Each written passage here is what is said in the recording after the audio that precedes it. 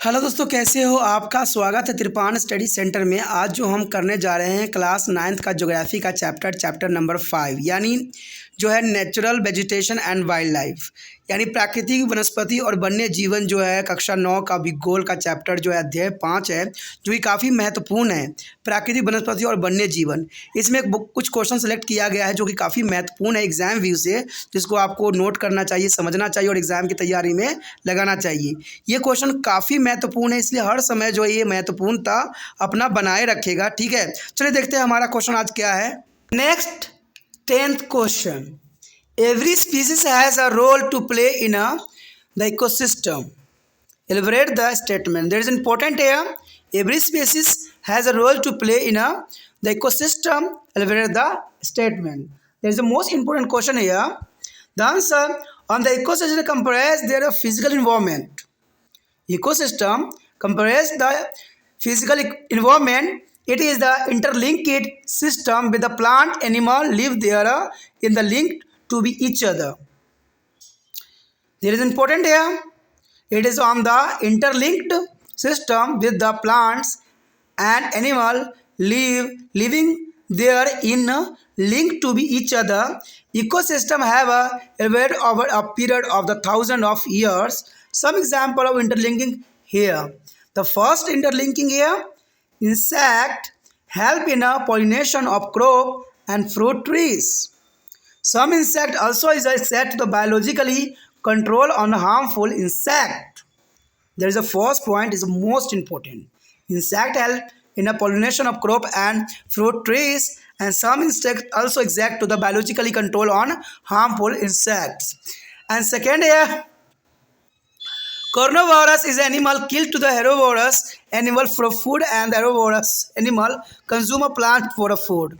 There is a most important point here. Second, carnivorous animals kill a herbivorous animal for food, and herbivorous animal consume a plant for a foods. There is a important point here.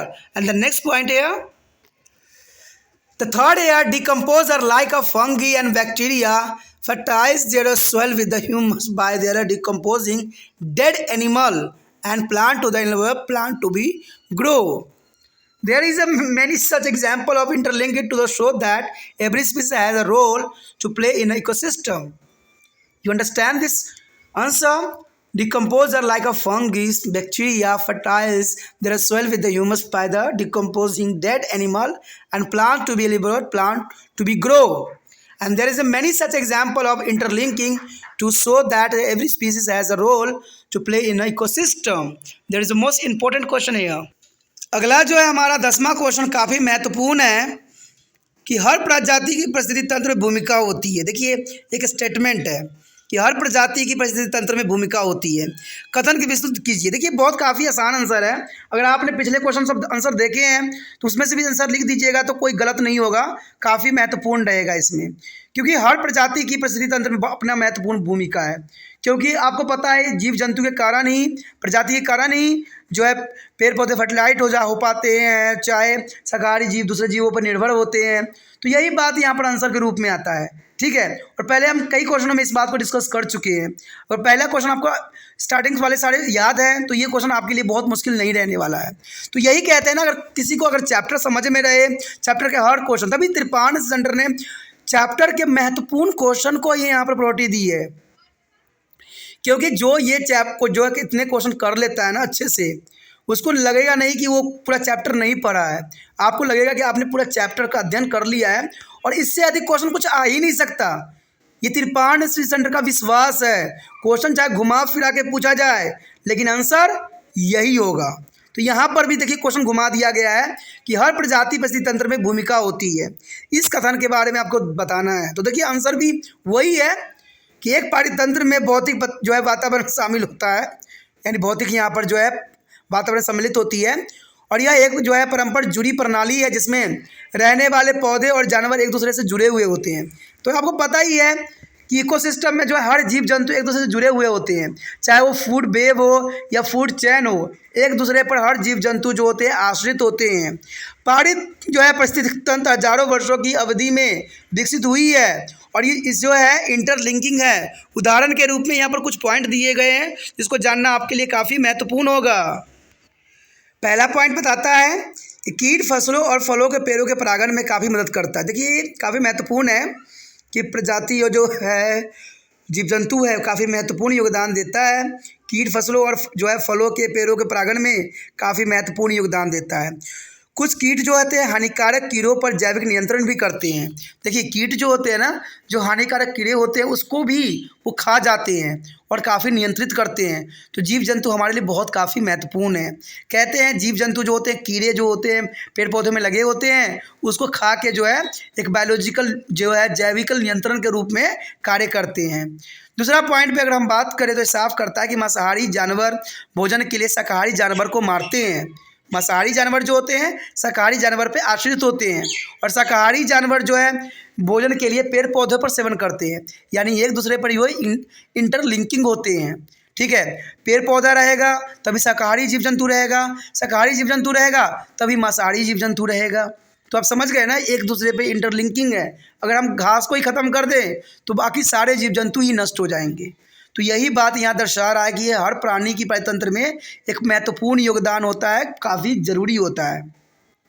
Even कि कहते प्रजाति के जीव जंतु के साथ साथ कहते कुछ सूक्ष्म जीवों का भी महत्वपूर्ण अपना स्थान रहता है। जैसे अगर हम तीसरे पॉइंट की बात करें तो साफ कर देता है कि कवक, बैक्टीरिया जैसे अपघटक मृत जानवरों और पेड़ पौधों को विघटित करके मिट्टी को हुमस के साथ निक्षेपित कर देती है। देखिए अब यहाँ पर जो है वायरस बैक्टीरिया का भी कितना महत्वपूर्ण योगदान आ गया कि कवक जो होता है, बैक्टीरिया जो होते हैं, जो जीव जंतु मर जाते हैं, जो पेड़ पौधे गिर जाते हैं, उन पे ग्रोथ करके उनको सड़ा देते हैं, गला देते हैं, जिसकी वजह से क्या होता है वहाँ पर मिट्टी में ह्यूमस की मात्रा बढ़ जाती है। अगर ह्यूमस की मात्रा बढ़ेगी तो आपको पता है कि ह्यूमस जो होती है एक तरह से खाद होता है और खाद से क्या होगा, पेड़ पौधों की जो है वृद्धि होगी। अब पेड़ पौधों की वृद्धि होगी तो पेड़ पौधों को खाने वाला जीव जंतु की वृद्धि होगी। अगर उसकी जीव जंतु की वृद्धि होगी तो जो मांसाहारी खाने वाला जीव जंतु है उनकी वृद्धि हो जाएगी। तो देखिए एक दूसरे से इंटरलिंकिंग है कि नहीं। तो यही काफ़ी महत्वपूर्ण यहाँ पर बात रखता है। यहाँ पर कहते हैं ताकि पौधों को विकसित किया जा सके, इंटरलिंकिंग के ऐसे कई उदाहरण हैं। दिखाई देता है पारितंत्र में हर प्रजाति की भूमिका यहाँ पर बहुत ही अहम होती है। इसलिए कहा जा सकता है कि हर प्रजाति की परितंत्र में भूमिका जो है बहुत काफ़ी महत्वपूर्ण होती है और इसी कथन के जो है हम विस्तार पूर्वक यहाँ पर चर्चा किए। ठीक है, अगर ये वीडियो आपको अच्छा लगा तो लाइक शेयर सब्सक्राइब कीजिए और जितना हो सके अपने दोस्तों के साथ शेयर कीजिए। और शेयर के साथ साथ एक काम और जो करना है कि आपने कमेंट भी करना है कि आपको ये अच्छा लगा कि नहीं लगा, इसमें कुछ कमी थी, कुछ गलत था, तो वो भी आप मुझे कमेंट करके भेज सकते हैं जिससे आपके लिए अच्छा से अच्छा किया जा सके।